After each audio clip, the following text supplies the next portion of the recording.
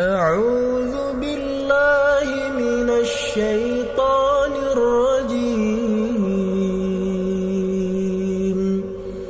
بسم الله الرحمن الرحيم.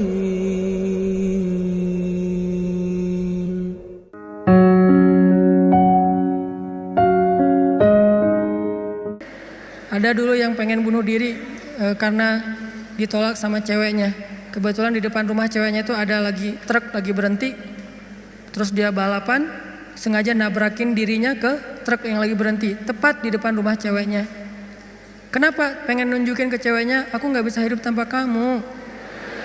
Coba.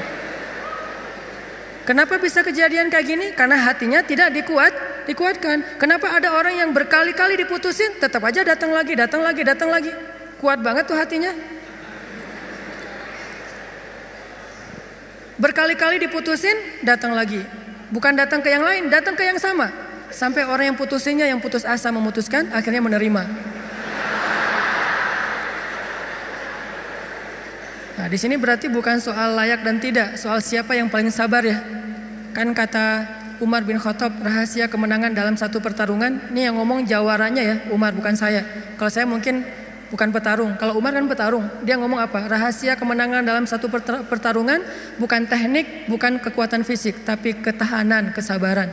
Siapa yang paling sabar, dia yang akan menang. Siapa yang paling sabar sampai ronde 10, maka dialah yang menang.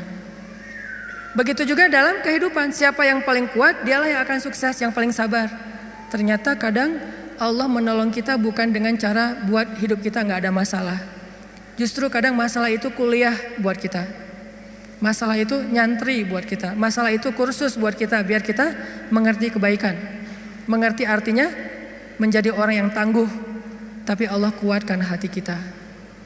Sehingga kita berbaik sangka. Ihfazillah yahfazka. Jaga Allah, Allah jaga kamu. Berbaik sangka kepada Allah. Misalnya lagi ada musibah. Oh, kayaknya Allah mau ganti yang lebih baik nih. Kayak gitu. Ada musibah langsung berbaik sangka, Allah mau ganti yang lebih baik. Istri saya tuh salah satunya, dan beliau aktivis mengurus pasien-pasien kanker yang kurang mampu di Bandung. Jadi kita punya namanya Rumah Teduh, menampung ada sekitar 6 rumah, menampung lebih dari 70 pasien, termasuk ada yang dari Garut, dari Tasik, dari pelosok-pelosok. Bahkan ada yang dari Garut bagian selatan yang kemarin sempat kita anterin, udah meninggal pakai ambulan. Dari Bandung ke rumahnya itu 12 jam. Karena pertama udah sampai di jalan raya harus digotong, gak bisa naik mobil ke atas, ke bukit gitu. Gotongnya aja sejam. Kalau pakai motor gak mungkin kan, bawa tandu kan pakai motor gak mungkin ya. Tapi kalau teman-teman anak-anak motor kayaknya bisa nih ngetrik ya, bawa. Kalau kita nggak bisa akhirnya ditandu, sejam naik ke atas tuh. Nah, kemarin ada kejadian di salah satu rumah teduh untuk nampung pasien-pasien yang kurang mampu bersama keluarga mereka. Ada satu pasien nyamar. Dia pura-pura sakit, terus tinggal di situ sehari. Tiba-tiba malam hari dia hilang. Semua HP keluarga pasien diambil, dibawa lari. Mencuri HP pasien kanker kurang mampu. Coba kurang apa dosanya tuh? Mencuri HP, nyopet HP orang di mall masih mending, dosa lah ya. Tapi nggak dosa segede itu ya, nggak berlipat-lipat. Ini dosanya apa? Mencopet, mengambil HP keluarga pasien kanker kurang mampu. Yang di HP itu satu-satunya alat untuk komunikasi, ngurus pengobatannya. Kita nelpon mereka juga di situ, nelpon dokter lewat HP itu, diambil sama dia. Hilang sekitar 5 HP, 5 pasien. Langsung kita coba snapgram di sosial media. Dalam hitungan jam Allah ganti HP yang lebih bagus, jumlahnya 2 kali lipat. Itu juga kita stop, kalau enggak mungkin 10 kali lipat jumlahnya, bisa jualan HP itu. Kita taruh Instastory, kita butuh HP nih, ada 5 pasien kita yang kehilangan HP dalam satu musibah, mudah-mudahan Allah ganti yang lebih baik. Ternyata langsung pada ngejapri, saya ganti. Bukan HP bekas, HP baru yang harganya mungkin lebih mahal berkali-kali lipat dari yang hilang. Dan jumlahnya berkali lipat dari yang hilang. Hilang 5, yang udah terkumpul dalam hitungan 1 jam 10. itu langsung kita stop. Kalau enggak bisa 100 tuh. Lumayan kan, bisa buka lapak lagi tuh. Nah ternyata benar kalau kita berprasangka baik ke Allah. Akhirnya mereka pas dikasih HP yang baru bingung. Pak, ini gimana cara memakainya nih? Karena HP yang mereka selama ini kan yang HP hitam putih yang agak gede yang bisa ngelemparin maling ya. Sekarang HP-nya slim, warna, bisa selfie. Mudah-mudahan sih nggak sibuk selfie ya. Nah alhamdulillah dikasih yang lebih baik. Coba berprasangka aja sama Allah. Dan itu mudah banget bagi Allah. Saya juga pernah hilang HP. Malam-malam mau ada acara tahajud bareng. Bangun tidur karena udah telat bangunnya. Acara tahajud jam 2, saya bangun di rumah jam 2. Kan telat banget tuh berangkat ke tempat masjidnya setengah jam paling cepat. Akhirnya karena panik saya ambil HP jatuh. Pas jatuhnya itu bagian layarnya langsung pecah, gak bisa lagi dipakai digit. Wah HP saya hilang, langsung doa Allahumma ajurni fi musibati wa khluf li khairam minha. Ya Allah beri saya pahala dalam musibah saya, beri saya ganti yang lebih baik darinya. Waktu itu HP saya HP harga 2 juta. Paginya jam 10 pagi Allah ganti dengan Samsung Note 5 yang waktu itu harganya masih 10 juta. Coba langsung cash langsung dikasih sama Allah. Gimana caranya? Allah yang punya cara. Dan kita nggak harus tahu caranya karena ayatnya juga wa yarzuqhu min haitsu la yahtasib. Dari jalan yang Allah yang kalian tuh nggak pernah duga. Prasangka baik sama Allah.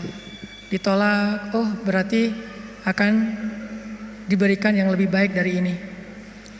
Ditolak lagi, oh berarti lebih baik lagi. Cari lagi yang lebih baik, ditolak lagi. Makanya nyarinya yang terbaik. Begitu ditolak, Allah berarti akan menggantikan yang lebih baik dari dia. Itu ada cewek, Masya Allah, berhijab, hafal Al-Quran, juz 30. Lancar. Ini kayaknya tipe saya banget nih. Jadi saya gak perlu repot-repot ngajarin Al-Quran ke anak saya. Udah ada mamanya. Ini kayaknya cewek yang setia, keibuan. Kayaknya dia gak senang keluar, lebih senang di rumah. Pas banget dengan tipe kita misalnya. Ternyata pas datang ditolak. Maaf saya udah tunangan. Lagi-lagi kayak gitu ya. Gak survei dulu sih, langsung datang aja. Karena gak ada surveinya, datang ditolak. Oh mudah-mudahan dikasih yang tadi juz 30. Karena ditolak dikasih yang 30 juz. Tapi sekarang masih juz 30 juga bertahap. Pas sudah nikah nanti dia hafal Quran jadi 30 juz. Bisa kayak gitu, bisa banget. Kerjaan, ada satu kerjaan yang kita gak berhasil, satu usaha nih. Lagi mulai usaha kecil, modal 1 juta usaha. Ternyata ada yang gak jujur, kita ketipu, gagal. Jangan langsung berburuk sangka ke Allah, apa maunya lagi Allah nih. Saya kan melakukan usaha ini gara-gara saya meninggalkan riba. Masa saya meninggalkan riba tapi malah makin sulit? Kayaknya Allah gak rela ya, saya mau hijrah. Ya udah deh saya balik lagi, malah saya juga sama Allah. Kayak gitu kan? Berarti kita sudah berburuk sangka kepada diri kita sendiri. Harusnya, oh Allah gak mau ngasih saya rezeki yang receh kayak gini nih. Makanya dibikin ini ada masalah dikit, dikasih rezeki yang lebih besar. Usaha lagi. Dari mana? Kan udah habis modalnya. Bukankah Allah maha kaya? Bukankah Allah alam yajidka yatiman fa'awa?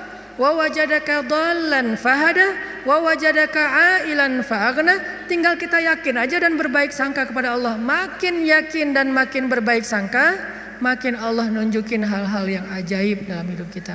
Saya sering cerita, pasti teman-teman mungkin sebagian pernah dengar di YouTube.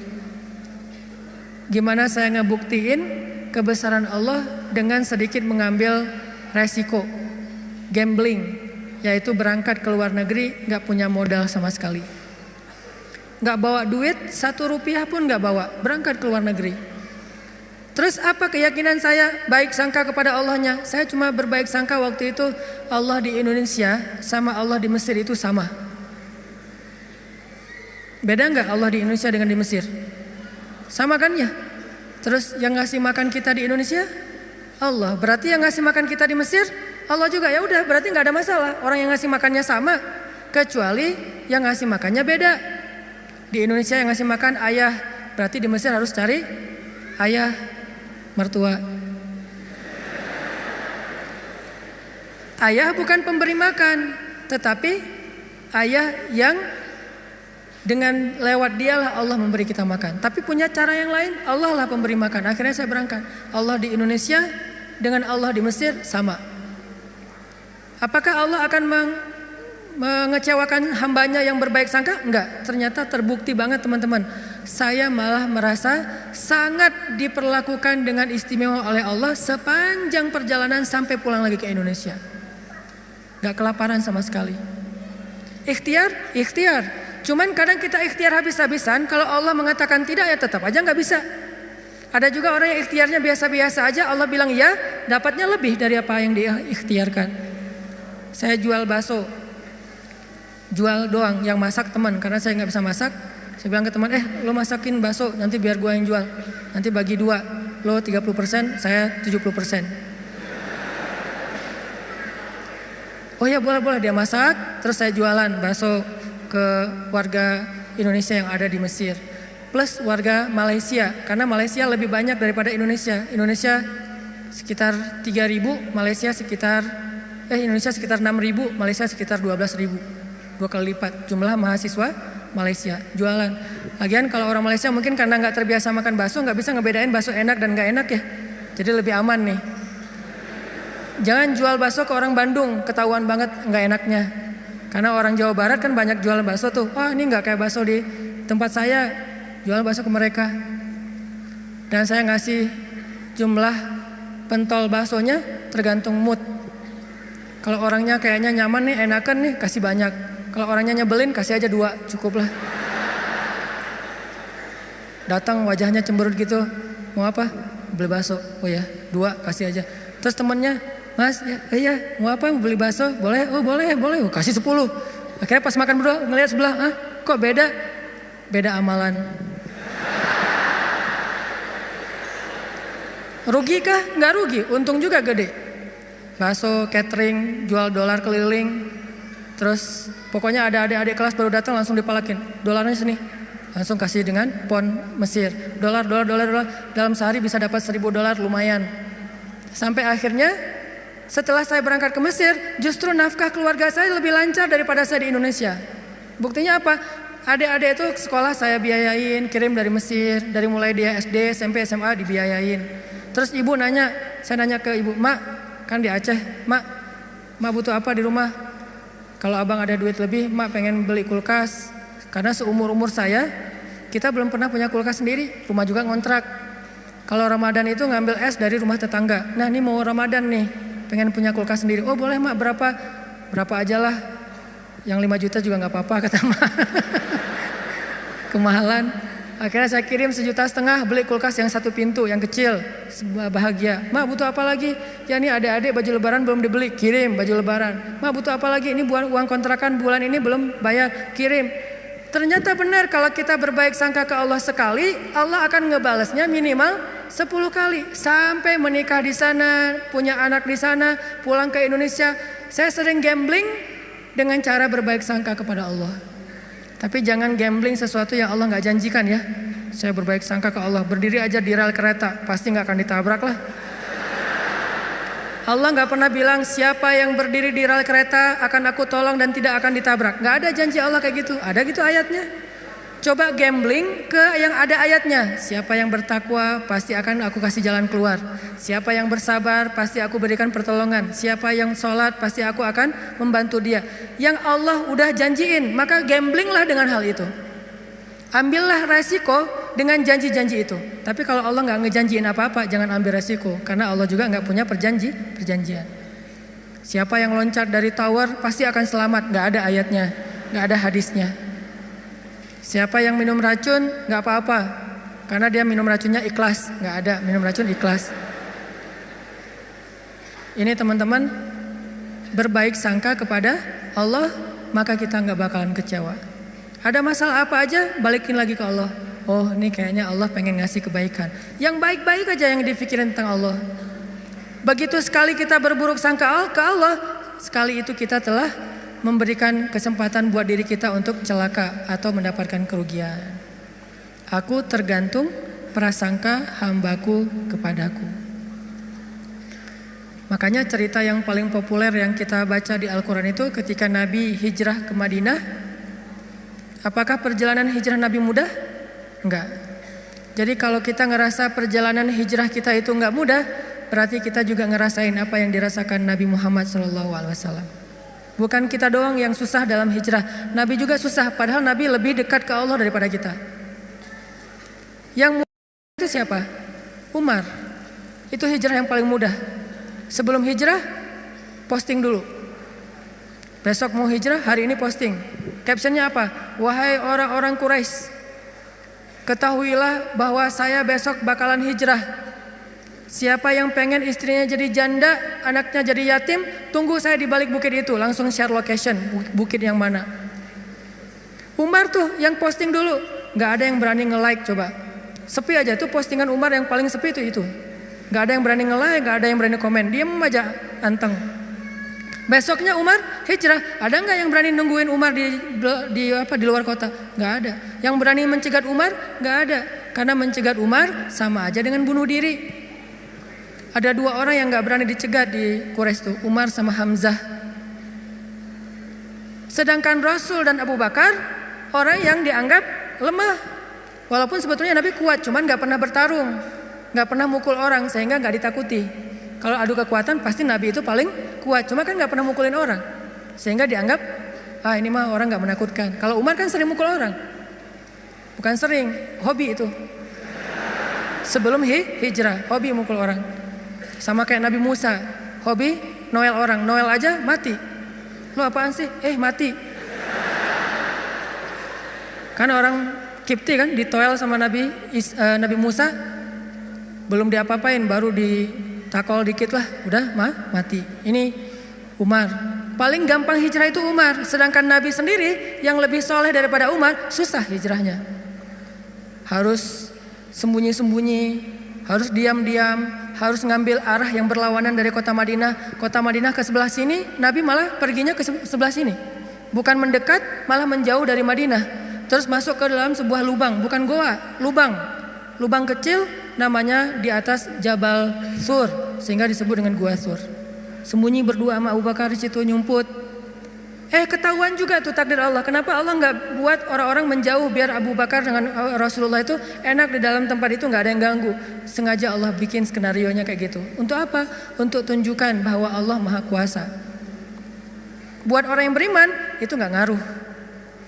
Mau kayak gimana juga sulitnya nggak ngaruh. Yang penting Allah ridho. Itu aja yang penting.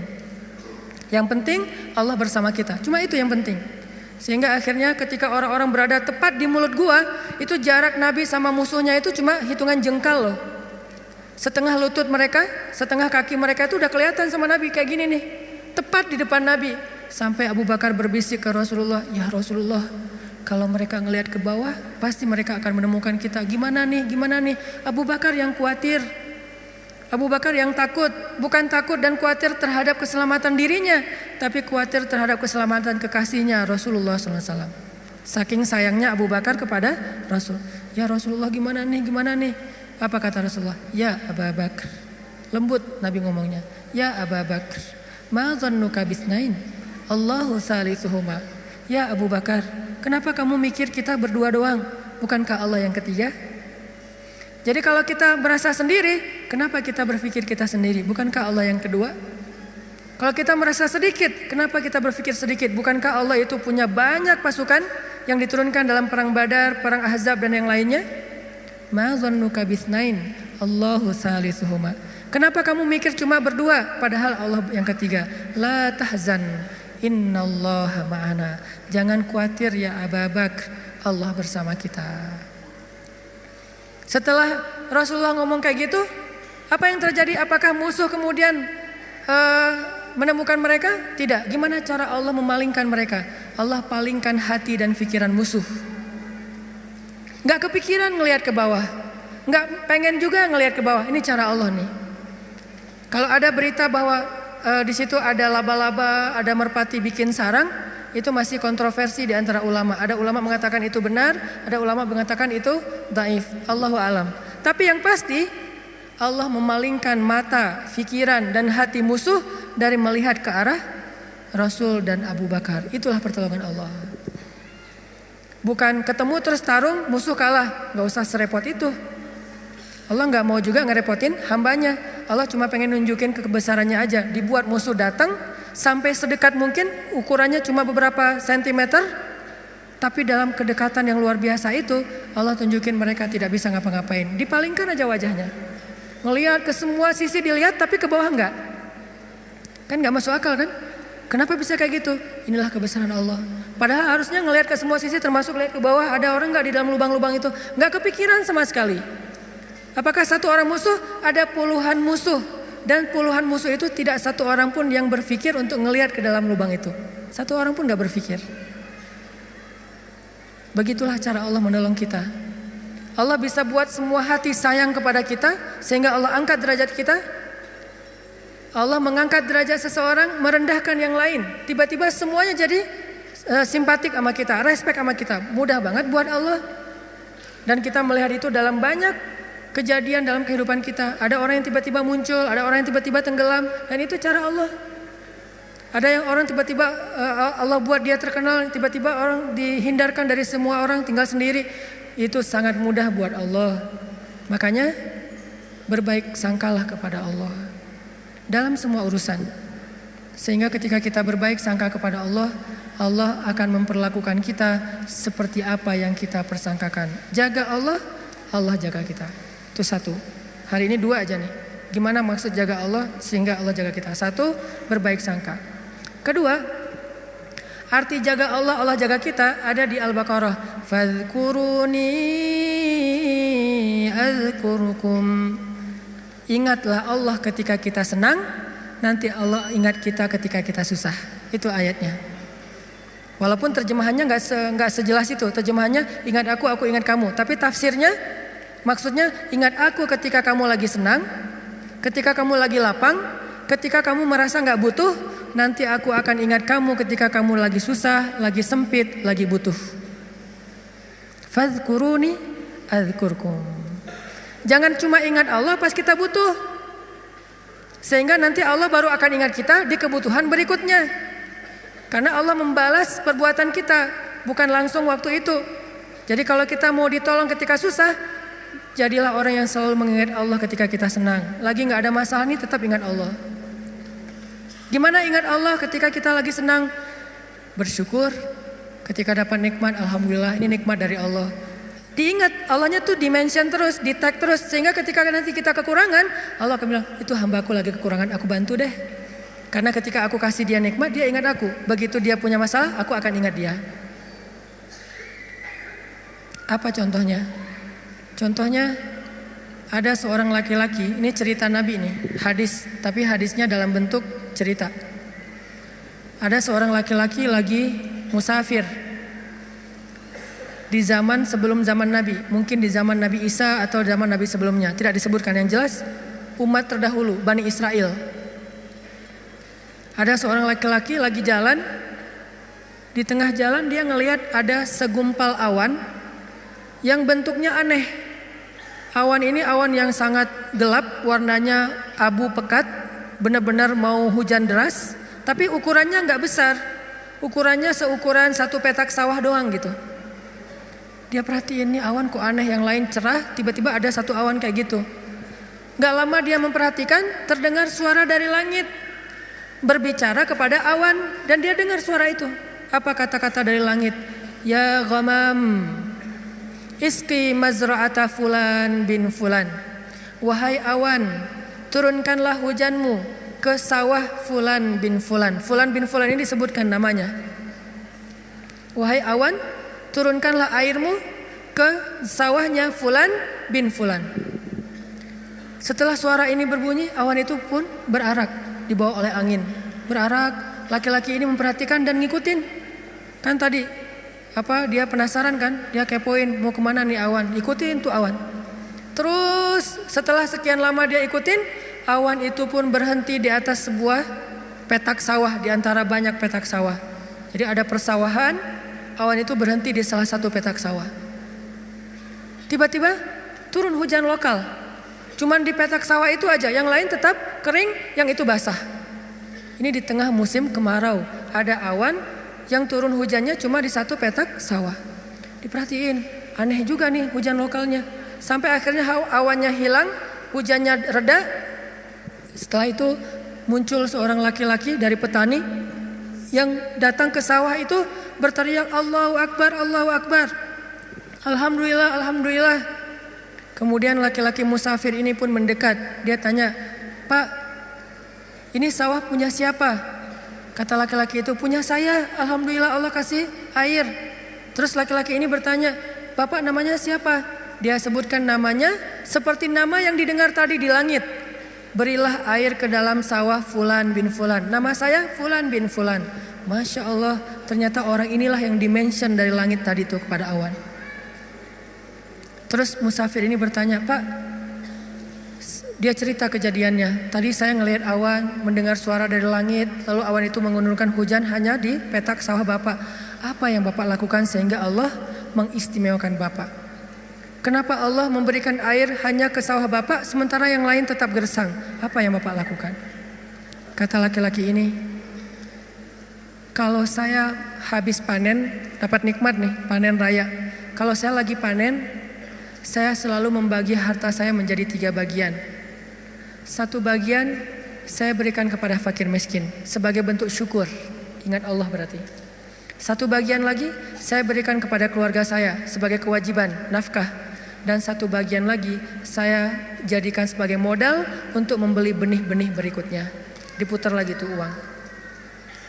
Ternyata Allah ridho dengan apa yang dia lakukan. Dialah orang yang ketika senang ingat Allah, gak lupa sama Allah. Sehingga ketika dia susah, musim kemarau, musim kering, gak ada hujan, Allah ingat dia.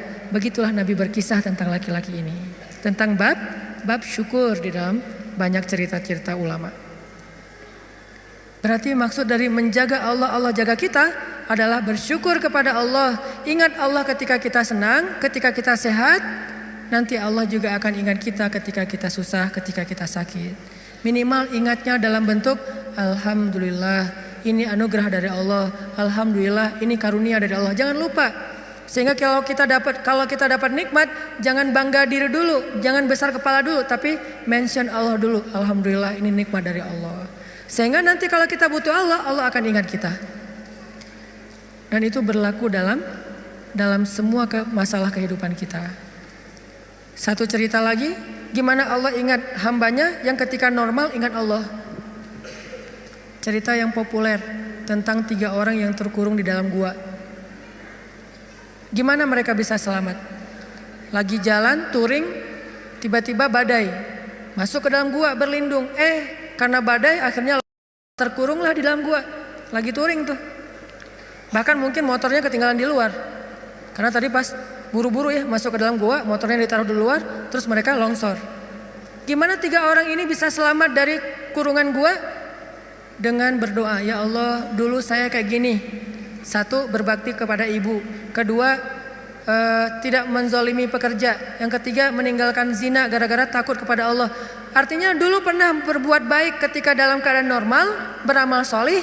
Nanti ketika mereka susah, amal soleh mereka dulu itulah yang akan menjadi wasilah Allah menolong mereka. Jadi jangan beramal soleh, rajin sholat, rajin ke masjid, rajin tilawah pas lagi ada masalah doang. Justru pas lagi normal kayak gini nih kelihatan ikhlasnya. Kalau lagi ada masalah kan ada maunya tuh, bukan ikhlas ya. Walaupun Allah menghargai, tetap itu kebaikan, gak akan disia-siakan. Cuman mau lebih keren, jangan pas lagi ada masalah doang. Pas lagi normal, kayak lagi gak merasa butuh sama Allah, tetap rajin ke masjid, tetap sholat tepat waktu, tetap mengingat Allah, tetap membaca Al-Quran, tetap membantu orang lain, tetap berbakti kepada orang tua. Sehingga kalau kita ingat Allah ketika kita lagi normal, lagi susah, lagi suka, lagi lapang, nanti Allah Subhanahu wa Ta'ala akan mengingat kita ketika kita lagi susah dan lagi sempit. Itulah yang terjadi dalam banyak kisah-kisah yang diceritakan oleh Nabi. Mudah-mudahan ini bisa jadi booster buat kita teman-teman. Kesimpulannya satu-satunya berbuat baik atau habis-habisan yang gak bakalan dikecewain itu adalah habis-habisan kepada Allah. PDKT yang gak bakalan kecewa itu PDKT-nya kepada Allah. Telepon yang gak bakalan di-reject itu telepon Allah. Japri yang gak bakalan diantepin, japri ke Allah satu-satunya. Kalau yang lain bisa aja kita dicuekin. Kenapa? Mungkin dia sibuk, mungkin dia lupa, mungkin. Tapi kalau Allah enggak. Kedua, maka dari itu coba kita jaga hubungan kita dengan Allah. Siapa yang menjaga Allah, Allah jaga dia. Satu, arti menjaga Allah adalah berbaik sangka kepada Allah. Allah juga akan berbaik sangka kepada dia. Dua, ingat Allah ketika kita senang, nanti Allah akan ingat kita ketika kita susah. Ketiga, sebagai penutup, arti berbaik sangka kepada Allah. Allah berbaik sangka kepada jaga Allah, Allah jaga kita. Sedikit lagi ini penting. Ridholah dengan nikmat yang sedikit, maka Allah akan ridho dengan amal yang sedikit. Memangnya amal kita banyak. Man radhiya bil qalil, kata Nabi, radhiyallahu bi qalilim min amalih. Siapa yang ridho dengan nikmat Allah yang sedikit, menurut dia sedikit, maka nanti Allah juga akan ridho dengan amalnya yang sedikit. Salat kita yang pas-pasan, ibadah kita yang pas-pasan, tilawah kita yang pas-pasan, Allah ridho. Kenapa Allah ridho? Padahal cuma pas-pasan. Karena kita juga ridho dengan nikmat Allah di dalam kehidupan kita yang kadang menurut kita sedikit, padahal sesungguhnya banyak. Mudah-mudahan ini jadi penyemangat buat kita untuk terus mendekat kepada Allah Subhanahu wa taala. Jangan kecewain Allah, maka Allah gak bakalan ngecewain kita. Kenyataannya sering kita ngecewain Allah, Allah juga belum ngecewain kita. Tapi Allah punya batasan. Kalau kita terus-terusan kayak gitu, nanti akan datang janji Allah membalas suatu keburukan sesuai dengan perbuatan yang buruk itu. Nauzubillahi min dzalik. Barakallahu li wa lakum. Wassalamualaikum warahmatullahi wabarakatuh.